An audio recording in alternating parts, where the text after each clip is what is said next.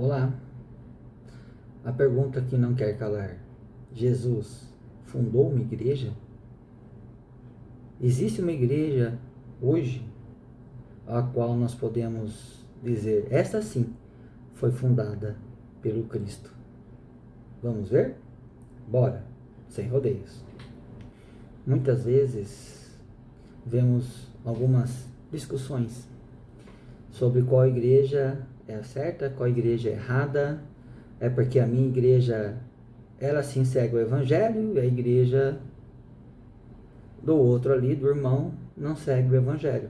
Umas são mais avivadas, umas nem tanto, umas têm tradições mais firmes, costumes mais firmes.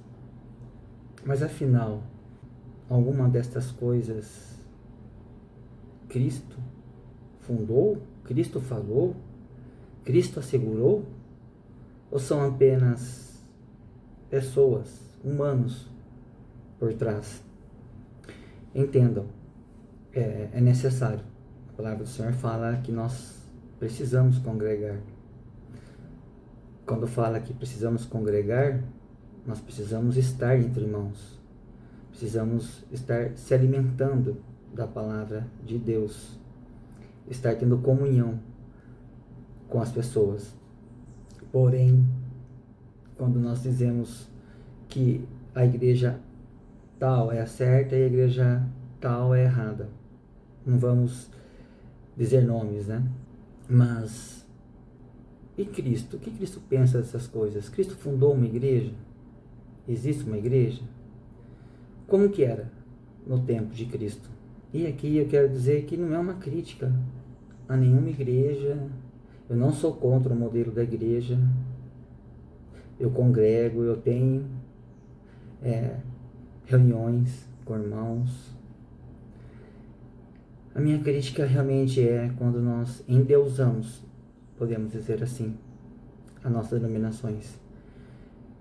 Algumas pessoas parecem ser mais fãs, mais seguidoras da tal denominação, da tal placa de igreja, do que propriamente de Cristo. Precisamos tomar cuidado, porque onde há ser humano, com certeza, tem interpretações, podemos assim dizer. E como saber se essa é verdade ou não, se é a certa ou não? Veja bem, uma vez partindo do princípio que todas elas dizem estar com a razão, todas elas dizem ser a certa, e todas elas têm uma revelação, uma experiência com Deus. A verdade é só uma. Deus não fundou uma igreja, Deus fundou um povo, seguidores do Cristo, aqueles que querem seguir a palavra do Senhor. Coisas que possam ter interpretações diferentes, como usos e costumes, não vai mudar a verdade da palavra, desde que você não transforme isso como uma verdade para o mundo todo. Vocês já pararam para analisar que muitas vezes nós, como igreja, dizemos coisas, afirmamos coisas que a Bíblia não afirma e deixamos de afirmar aquilo que a Bíblia realmente afirma. Diz assim, em João 8, 31, 32. Disse, pois, Jesus aos judeus que haviam crido nele: se vós permanecerdes na minha palavra, sois verdadeiramente meus discípulos, e conhecereis a verdade, e a verdade vos libertará. Como que nós podemos ser discípulos do Senhor? Permanecendo naquilo que Ele disse, fazendo aquilo que Ele nos ensinou. Procurar seguir Cristo é fazer aquilo que Cristo nos ensinou. Assim você é discípulo do Senhor, independente da igreja ao qual você pertence. Veja bem, são placas de igreja e são tantas e tantas. Outro texto diz assim, Mateus 22, 29. Respondeu-lhe Jesus: errais, não conhecendo as Escrituras, nem o poder de Deus. Muitas vezes nós nos apegamos tanto a pessoas, a líderes, que realmente deixamos de ver a palavra nua e crua, da maneira como ela é. Pegamos tudo aquilo que é ensinado para nós e tomamos como verdade, mas nós mesmos não procuramos ir atrás, não procuramos ser igual aos bereanos. Lembra? Eles olhavam as escrituras para ver se aquilo realmente era de fato, se aquilo realmente estava na palavra do Senhor. O que nós temos nos primórdios da igreja? Temos que aquele povo que se convertia, entenda, a Jesus Cristo, não a uma igreja, não a uma religião. Aquele povo que se convertiam a Cristo. Naquela época, na época de Cristo, eram chamados de o povo que seguia o caminho. Até porque o próprio Cristo falou, eu sou o caminho, a verdade e a vida. Diz assim em Atos 9:2, e pediu-lhes cartas para Damasco, para as sinagogas, a fim de que encontrasse alguns deste caminho. Veja bem, o C do caminho está em letra maiúscula.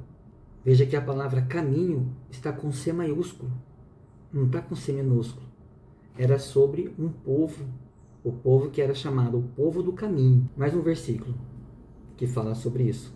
Atos 24:14. Porém confesso ao Senhor que segundo o caminho, C maiúsculo, a que chamam de seita, assim eu sirvo a Deus de nossos pais, acreditando em todas as coisas que concordam com a lei e os escritos dos profetas. Veja bem, novamente, segundo o caminho, segundo aquele povo que trazia o evangelho, que falava sobre a ressurreição de Cristo. Outra coisa, a quem chamam de seita. Veja bem, a igreja da época chamava o povo do caminho, seguidores de Cristo, de seita. E foi em Antioquia, em Atos 11:26, a primeira vez que o povo do caminho foi chamado de cristão. Diz assim, quando o encontrou, levou para Antioquia. Ali permaneceram com a igreja um ano inteiro, ensinando a muitas pessoas. Foi em Antioquia que os discípulos foram chamados de cristãos pela primeira vez. Entendam, quem que era a igreja? Existia a igreja naquela época? Não, eram comunidades, eram povos que se reuniam para ler as escrituras, que se reuniam para receber os apóstolos e assim receber a escritura, receber a revelação de Cristo. Não era a igreja A, igreja B, igreja C, não. Eram povos que se reuniam para falar com Cristo. Vou novamente falar aqui, eu não sou contra a igreja, eu faço parte de uma. É necessário. Só que nós não podemos também usar de críticas com pessoas que de repente não frequentam uma igreja, mas se reúnem como seguidores do caminho, como cristãos, seguidores de Cristo. Aliás, de Cristo. Então, assim, que a gente possa entender isso. Tem uma passagem que nos dá um entendimento maior de como passamos a ser chamados de cristãos, de cristãos, ao invés de o povo do caminho. 1 Pedro 4:14-16 diz assim: se vocês forem insultados por causa do nome de Cristo, abençoados serão, pois o glorioso Espírito de Deus repousa sobre vocês. Se sofrerem, porém, que não seja por matar, roubar, causar confusão ou intrometer-se em assuntos alheios, mas se sofrerem por serem cristãos, não se envergonhem, louvem a Deus por serem chamados por esse nome. Veja, o que a gente entende sobre isso? Nós entendemos que de repente eles estavam ali, cristãos, cristão é cristãos, de repente era de uma forma pejorativa. Então o apóstolo Pedro fala, não se envergonhem de serem chamados cristãos. Pelo contrário, tenham orgulho. Orgulhe-se de serem chamados de cristãos. Você já foi tirado sarro de alguém que falou assim: ah lá, é cristão. Ah lá, só pode ser cristão mesmo. Tenha orgulho disso, gente. Tenha orgulho disso. Você não está matando, você não está roubando. Você está procurando ser um seguidor de Cristo. Fazer aquilo que Ele fez. Não há motivo nenhum de vergonha para nós, pelo contrário. Agora, quando falam de forma pejorativa, nós não fomos os únicos a serem chacoteados.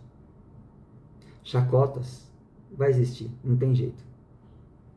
Faz parte.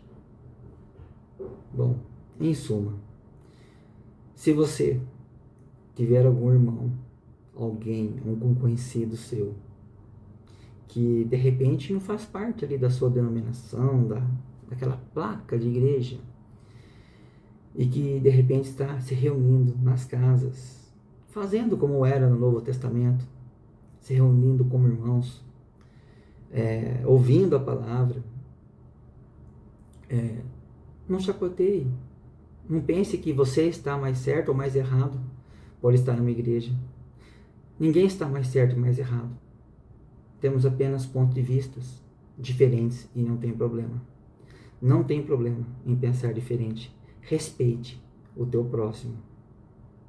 Seja igual às pessoas do caminho. Seja um cristão.